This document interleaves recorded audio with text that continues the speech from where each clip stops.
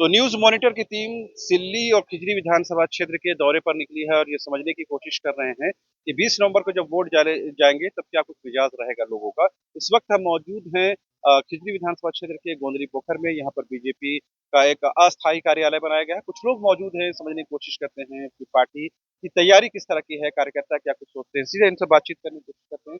आप देख पाएंगे एक तरफ सुदेश कुमार महतो जो आजसू सुप्रीमो है, आजसू पार्टी के अध्यक्ष हैं, तो दूसरी तरफ जो है एनडीए के प्रत्याशी, बीजेपी के प्रत्याशी राम कुमार पाहन है। बीजेपी और आजसू इस बार मिलकर चुनाव लड़ रही है। एनडीए के बैनर तले ये चुनाव हो रहा है, लिहाजा से चुनाव को बेहद महत्वपूर्ण माना जा रहा है। आप देखेंगे दोनों ही के समर्थक, एक तरफ आजसू के समर्थक आप देखेंगे केला निशान के साथ मौजूद हैं, तो दूसरी तरफ देखेंगे कमल निशान के साथ बीजेपी के समर्थक भी हैं। यही वजह है कि गठबंधन के साथ इस चुनाव को बेहद महत्वपूर्ण माना जा रहा है। क्या नाम होता था आपका? मेरा नाम जगन्नाथ महतो है और मैं आजसू पार्टी के प्रखंड अध्यक्ष हूँ अनगढ़ा से। जी जी। क्या माहौल है इधर गोदली पोखर वगैरह? माहौल यहाँ पर बहुत बढ़िया है। अभी जो हम लोग फील्ड में घूम रहे हैं सभी जगह, यहाँ पर एनडीए प्रत्याशी आदरणीय रामकुमार पाहन के पक्ष में मतदान करने के लिए जो है वोटर लोग उत्साहित हैं। सभी जगह जो है माहौल अच्छा बन रहा है और उसको हम लोग और बेहतर करने का प्रयास कर रहे हैं। अभी यहाँ आने से पहले हम लोग जो है कांग्रेस के बैक रैली में भी थे, वहां पर खड़गे जी का कार्यक्रम है। उन लोगों का भी वही दावा जो आपका दावा है, फिर मजबूत किनका दावा है? मजबूत तो देखिए हम ही लोग हैं, हम लोग के सामने कहीं भी कांग्रेस नहीं है।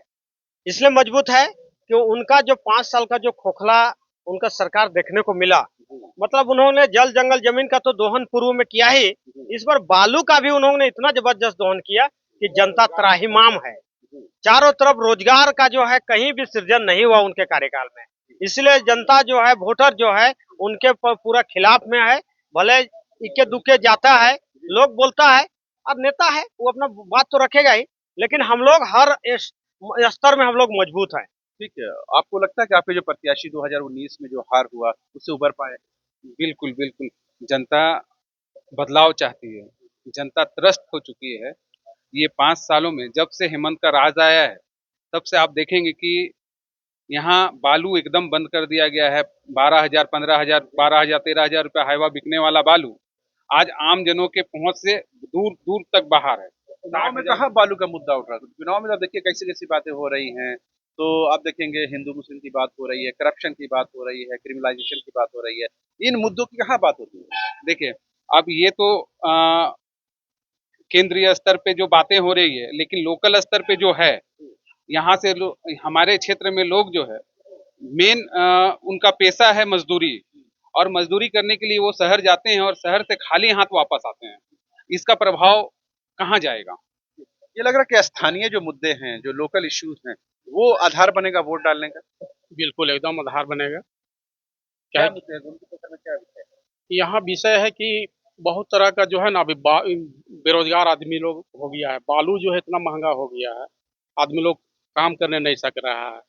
इसके चलते जो है ना बहुत परेशान है गरीब आदमी लोग। इसलिए चाहता है कि बदलाव हो, नया सरकार आए ताकि रोजगार से आदमी जुड़े। लग रहा है कि पाहन जी का क्या? इस बार पाहन जी का उम्मीद है। पाहन जी को बहुत हम लोग जोर लगाए हैं। अब पाहन जी के मतलब फुल छापे इस साल सब बोल रहा है। ठीक है। देखिए आप लोग तो पार्टी के समर्थक हैं, आप लोग तो पार्टी के समर्थन में बोलेंगे, आपका दायित्व भी है।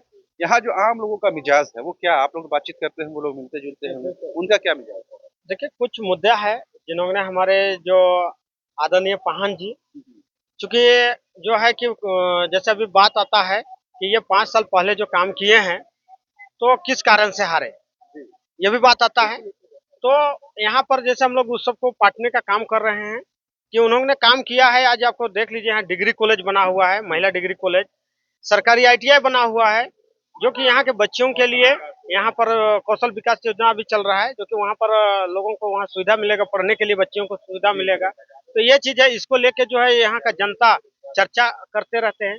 तो ये जो फिर एक राजेश कच्छप प्रकरण जो हुआ था कोलकाता में, जो लोग पकड़े गए थे पैसे के साथ, क्या उसका भी कोई आधार बनेगा इस पर? हाँ, वो भी एक आधार है। जैसे लोग कह रहा है कि मतलब मार्केट में जब हम लोग जाते हैं फील्ड में तो कहता है कि ये हमारा जो है सरकार का जो राजेश कच्छप जो यहाँ पर विधायक थे, तो विधायक जो है साड़ी खरीदने क्यों जाएगा? उसका जिसका प्रतिनिधि नहीं है।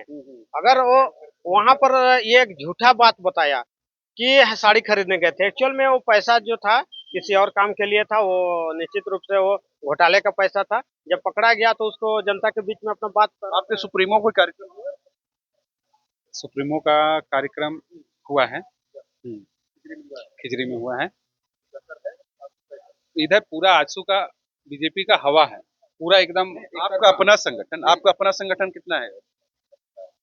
हमारा संगठन तो पिछले चुनाव में भी आपने देखा ही था, हाँ काफी अच्छा दबदबा रहा। ठीक है, हमारी पार्टी नहीं जीत पाई, लेकिन आप दोनों बीजेपी और आजसू को जोड़ दें तो देखेंगे कि वोट का मार्जिन जो है बहुत ही बड़ा है।